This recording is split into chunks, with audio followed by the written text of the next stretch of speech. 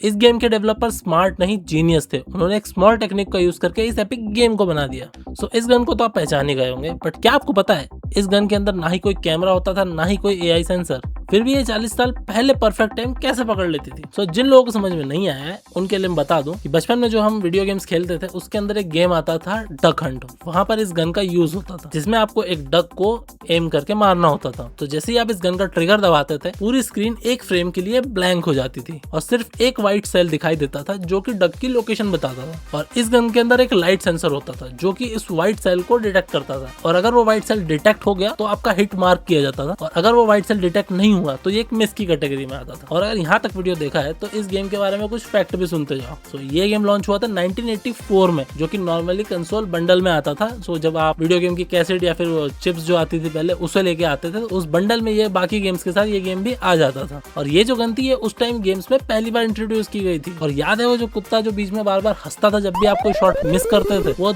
उस टाइम का सबसे ज्यादा हेटेड कैरेक्टर था जिसे लोग सबसे ज्यादा नफरत करते थे। और आगे के आने वाले गेम्स में उस डॉग को शूट करने का भी फीचर डेवलपर्स ने डाल दिया था। और इस गेम की अगर ओरिजिनल सील पैक कॉपी किसी के पास हो तो उसकी कीमत 5,000 से $15,000 में हो सकती है। तो सोचो जो गेम हमारे बचपन में ऐसे ही घर में पड़ा रहता था वो गेम आजकल कलेक्टर ट्रेजर्स बन चुका है।